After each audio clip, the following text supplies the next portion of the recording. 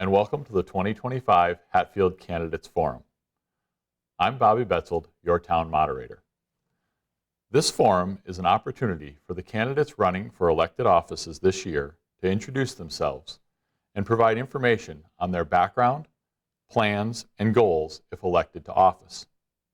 As such, it is an opportunity for you, the voters of Hatfield, to learn a bit more about the individuals appearing on this year's ballot so that you are able to make a more informed decision on Election Day. As has been true over the last several years, we and many other communities face a growing list of challenges, and with those challenges come many difficult decisions and choices, both for our elected officials and for us as residents and voters. This makes it more important than ever that we do our homework, educate ourselves on the choices and issues we face, and weigh the potential impacts and outcomes. We must remember to consider that our choices will shape both the short-term and long-term future of the town of Hatfield. This year, there is just one contested election on the ballot, a 3-year term on the Select Board, with incumbent Diana Szynal running for re-election against challenger Luke Longreet. The other positions up for election, in the order that they appear on the ballot, are as follows. On the Board of Assessors, Stanley Pitchko is running for re-election to a 3-year term. For a 3-year term on the School Committee, Adam Sullivan is running for re-election. To a 1-year term, as the elector under the will of Oliver Smith, Elena Wilcox is running. On the Cemetery Commission, Robert Flaherty is running for re-election to a 3-year term. For a 3-year term on the Board of Health, William Shea is running. As a library trustee, Kathleen Sheehan is running for re-election to a 3-year term. On the Planning Board, a 5-year term, Stephanie Slish is up for re-election. For the Housing Authority, there are 2 seats up for election this year. First, to a 5-year term, Carrie Flaherty is running. For the second seat, a 3-year term, Susan Slish is running. Additionally, there is a spot on the Redevelopment Authority for a 5-year term that currently is on the ballot with no candidates. As is always the case, write-in candidates are always welcomed, allowed, and accepted. In addition to the positions up for election this year, there are also 2 questions on the ballot. Question 1 asks whether the town of Hatfield shall be allowed to be exempt from the provisions of Proposition 2.5 to pay for the bond issued in order to replace the boilers and roof at the Hatfield Elementary School, and to mill and pave the surface of Billings Way and the parking lots at both Hatfield Elementary School and Smith Academy. Question 2 asks whether the town of Hatfield shall be allowed to assess an additional $480,200 in real estate and personal property taxes for the purposes of funding personnel in the Fire and Ambulance Department and associated costs for the fiscal year beginning July 1, 2025. Both of these questions are also on the warrant for consideration at annual town meeting on Tuesday, May 13th. Before we hear the candidate statements, I would like to thank all of the individuals who are running for office this year, as well as everyone who is currently serving on a board or committee for the town of Hatfield. Your service, as well as your efforts and time, are both appreciated and critical to the operation of our town. I would also like to thank John Novak for coordinating and producing this forum, as well as for his continued support in taping and producing meetings for the town throughout the year. Now, we'll hear from the candidates who chose to participate in this year's forum.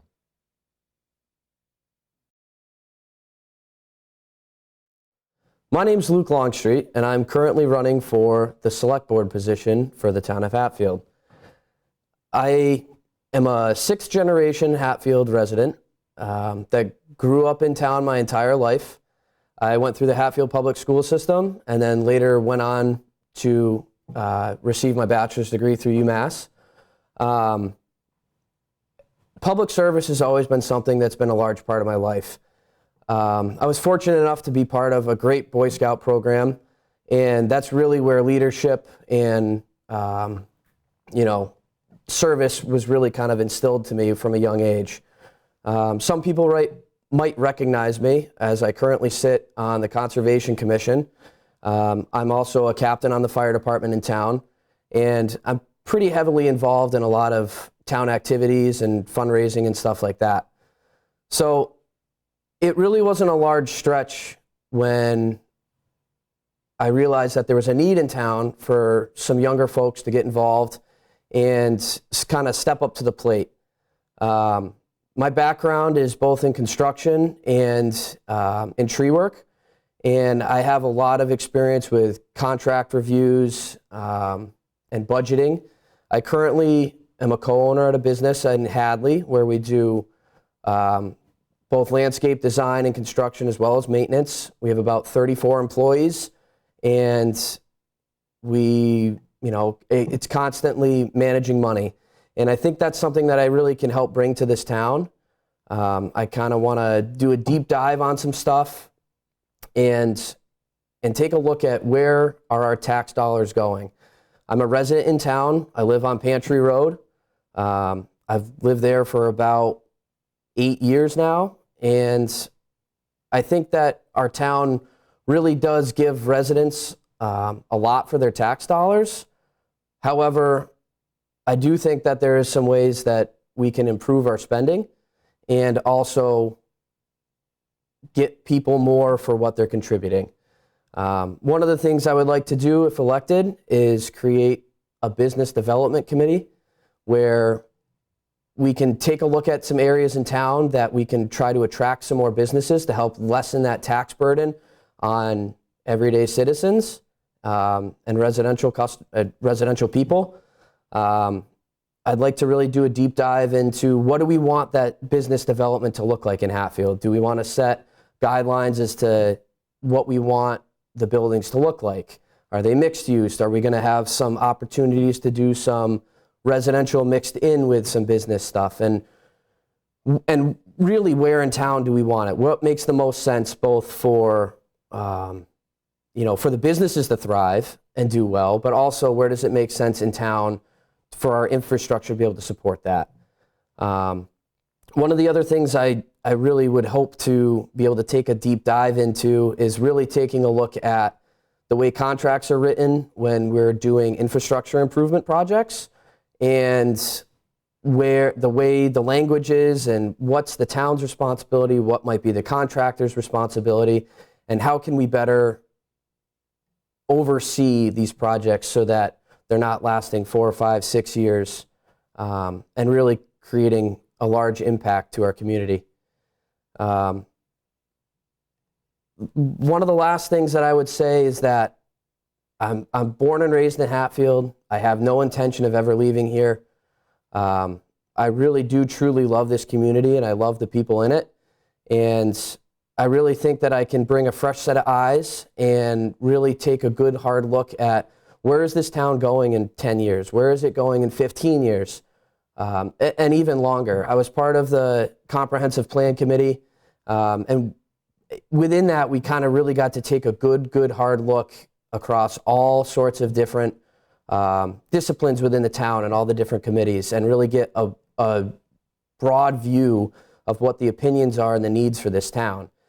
And that really kind of opened my eyes to some stuff on where this town is headed and where do the townspeople want to see it.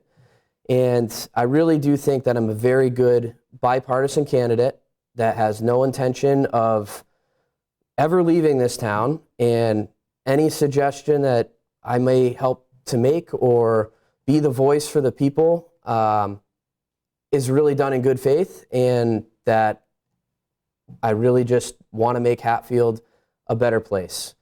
There's going to be some tough conversations coming up in town soon, whether it's in regards to the school or how we spend our tax money and stuff like that.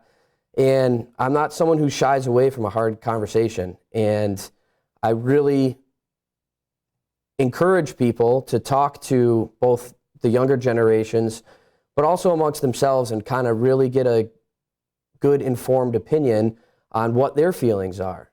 I think it's, running for town office is something that I've wanted to do for a few years now. And I really do think that I could do a lot of good for this town. and I think I can bring about some positive change and really kind of set some groundwork for the future for Hatfield. Thank you.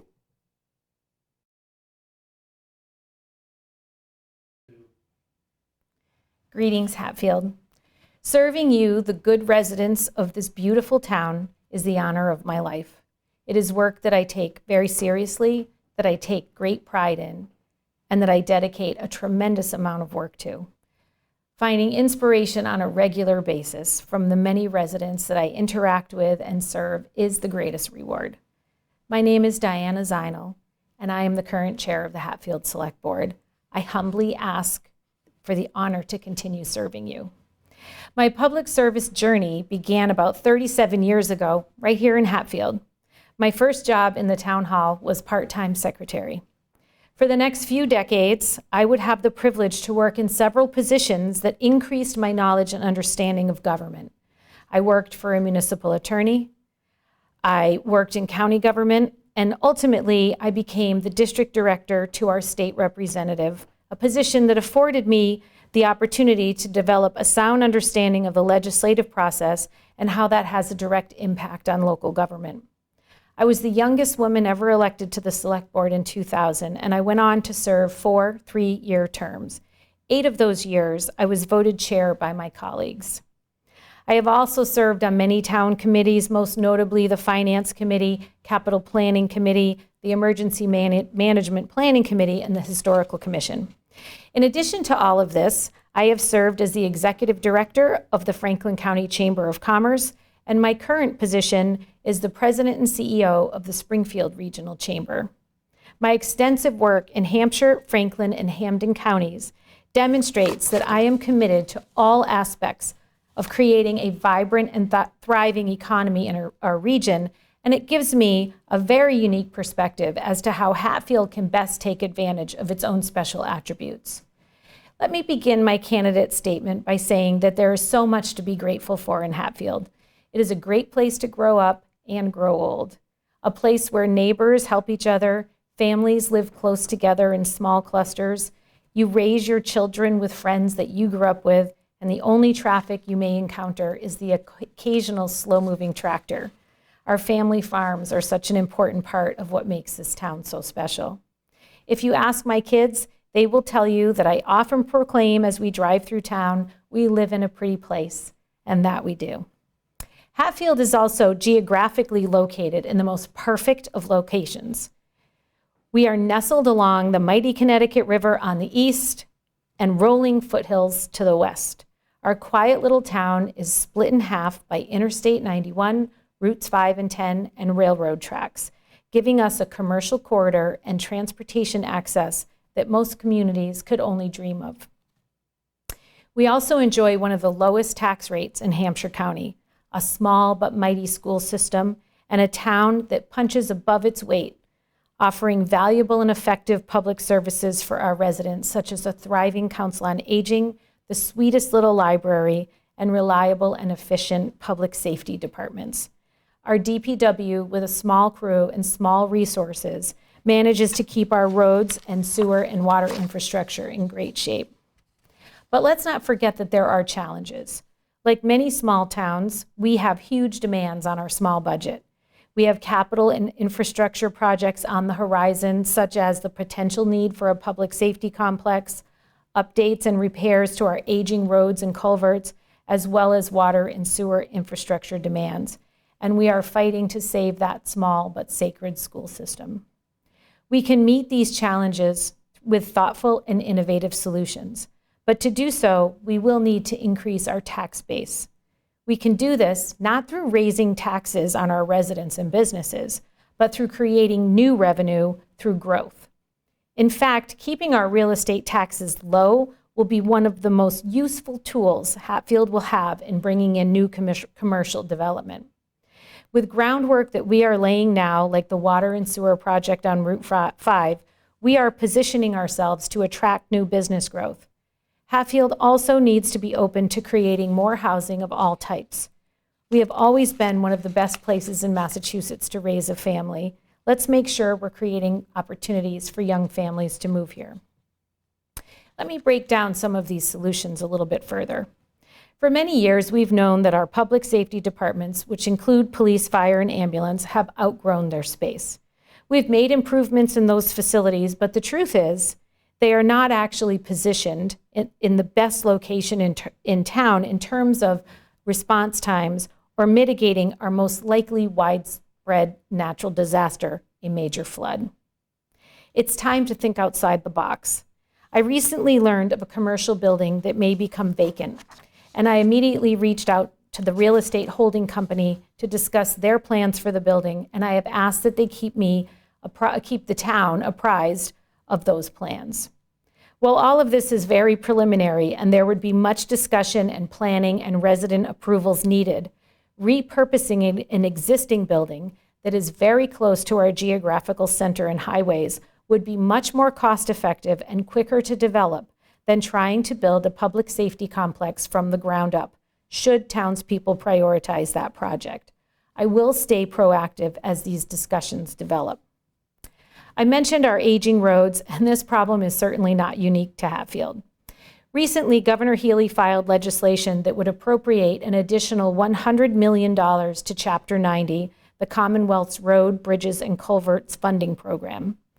Knowing how important these additional funds would be to our community, I went to the State House last month and testified in person on behalf of Hatfield before the Joint Committee on Transportation, asking that they approve this legislation.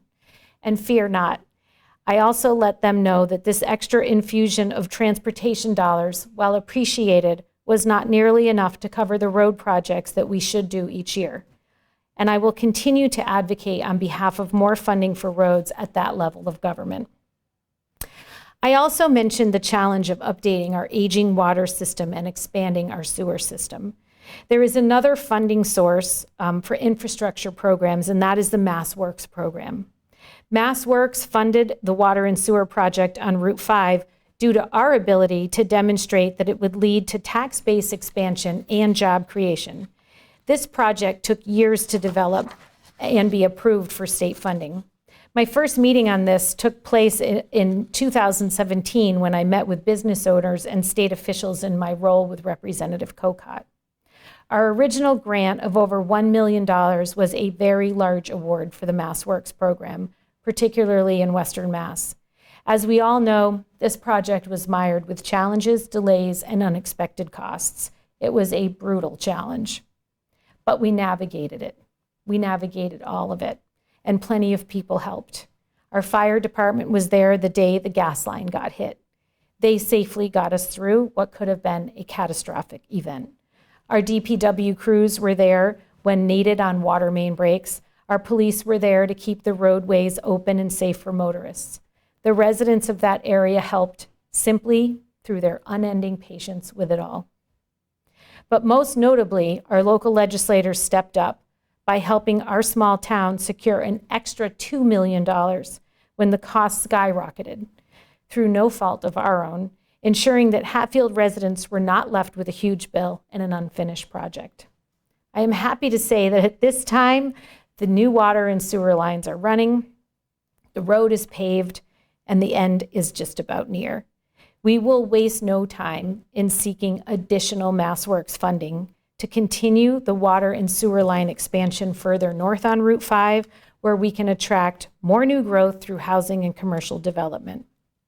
Speaking of growth, over the last few years, Hatfield embarked upon updating its comprehensive plan, creating a new document called Hatfield 2040.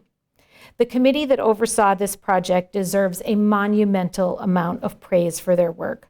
What they have created is a roadmap, complete with to-do lists for Hatfield to follow to reach our established goals of responsible growth, protecting our cherished agricultural resources, addressing climate change, creating a thriving economy, protecting our historical assets, and being good stewards of our natural resources. So that we can maximize the benefits of this plan, the Select Board has put together a committee to monitor its implementation. We are determined that this will not be a binder on a shelf, but a charge on how we strategically move through the next 15 years.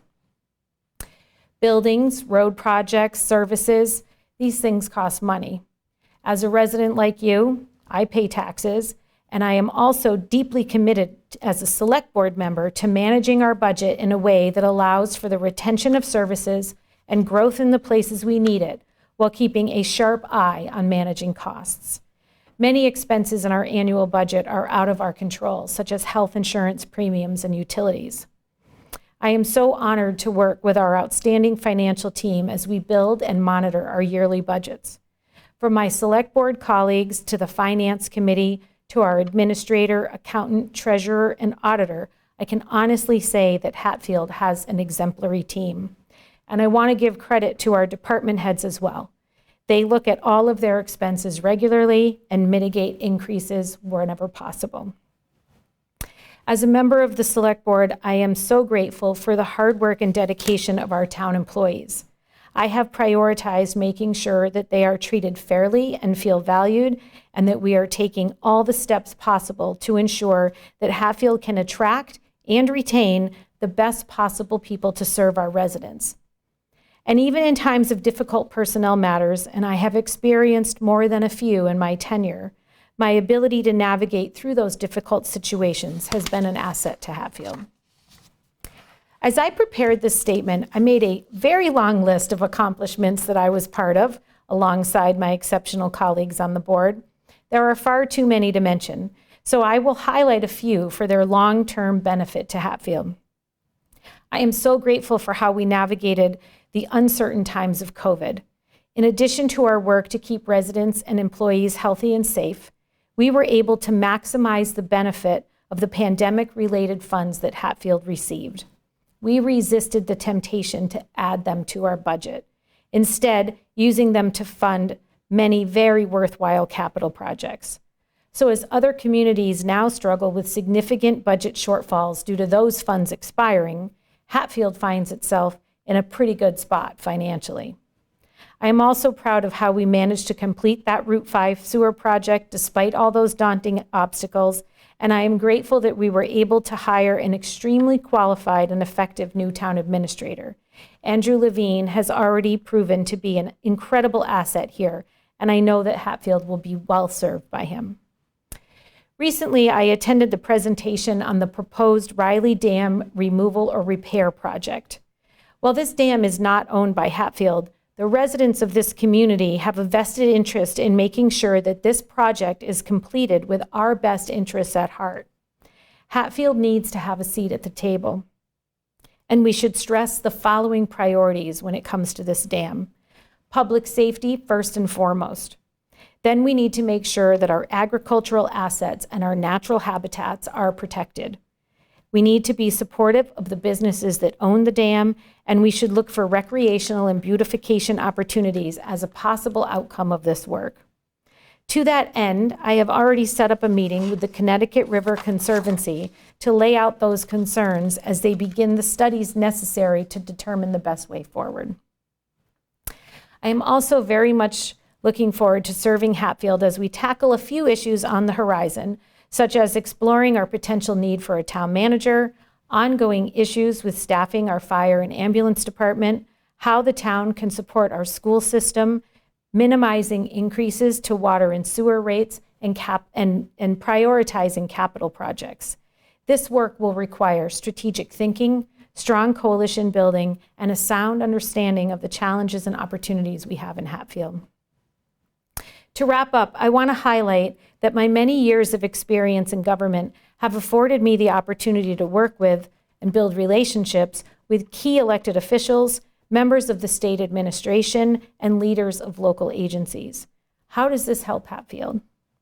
2 years ago, we experienced epic rainstorms that left our farm fields destroyed and our farmers faced with dire financial uncertainty. Through conversations with Senator Comerford and several of our farmers, we were able to bring high-ranking state officials, including the Senate President and the Speaker of the House, to tour our town. They stood on the dike and they viewed the destruction in person so that they could understand the need for critical disaster relief. Recently, Chancellor Reyes of the University of Massachusetts invited me to join the Amherst Campus Council, a small, newly formed group of local leaders that will explore opportunities to further the relationship that UMass has with local communities. I know that Hatfield can play an important role in the groundbreaking work that UMass is doing around food science by engaging our farmers with the university. There is no question that these types of relationships and those at the local level and state level are to Hatfield's advantage. People often ask how I manage being involved in politics, and for many years, my answer has always been the same. I am not involved in politics, I am involved in government. The practical, tangible work the Hatfield Select Board does feeds my soul. We roll up our sleeves, we put paper to pencil, and we find solutions. I hope that with your vote, I can continue to put in the hard work, build on those relationships, and serve Hatfield to the very best of my ability. I will continually work to make sure we take every step possible to make sure that Hatfield remains a great place to live, work, and do business. Thank you for your support. Thank you for watching this year's Candidates Forum. I encourage all of you to please come out to vote on Tuesday, May 20th at Memorial Town Hall. Polls will be open from 7 a.m. until 8 p.m. If you would like to view a specimen ballot in advance of voting, please visit townofhatfield.org. I would also encourage everyone to please attend annual town meeting on Tuesday, May 13th at Smith Academy Gymnasium. The meeting will start promptly at 7 p.m. For more information and background about the articles on this year's warrant, please view the numerous meetings on the Hatfield Community TV YouTube channel, as well as reviewing the warrant posted on townofhatfield.org. Thank you again for your interest and participation in these two very important activities in our town's governance. It is through the collective efforts of everyone that we can continue to grow and build on the storied history of our great town of Hatfield, both for ourselves and for the generations that will follow us. Thank you.